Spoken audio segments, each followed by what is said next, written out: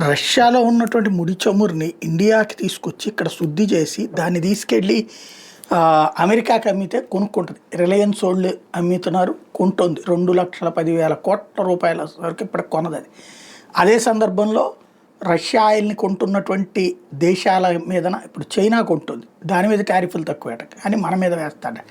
అట్లాగే European union కొంటుంది, దాని మీద టారిఫ్లు తక్కువ మన మీద వేస్తాడట. అంటే కేవలం ఈ వ్యవసాయ ఉత్పత్తులని ఇండియాలో దెబ్బతీసి ఇదివరకు బీటీ విత్తనాలు మన దేశంలో కంటే మన దేశంలో నాటు విత్తనాలు ఎక్కువ వాడేవాళ్ళం.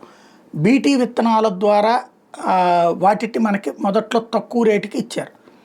అవి వాడటం బిగిన్ అయిన తర్వాత ఇప్పుడు రైతులు ప్రతి ఏటా ఏం కావాలంటున్నారు? బీటీ విత్తనాలే కావాలంటారు. ఆ బీటీ విత్తనాలు ఇండియన్ మార్కెట్కి వచ్చిన తర్వాత ఇండియాలో ఆ విత్తన తయారీ సంస్థలన్నీ మునిగిపోయినాయి. అట్లాగే ఆ విత్తన తయారీలకు సంబంధించినటువంటి రైతులు ఇదివరకు తమ పొలాల్లో పండించేటటువంటి నాట్లు ఈగిపోయినాయి, శాంత నాశనం అయిపోయింది ఆ వ్యవస్థ. ఒక వర్గం తుడుచుకుపోయింది వ్యవసాయం.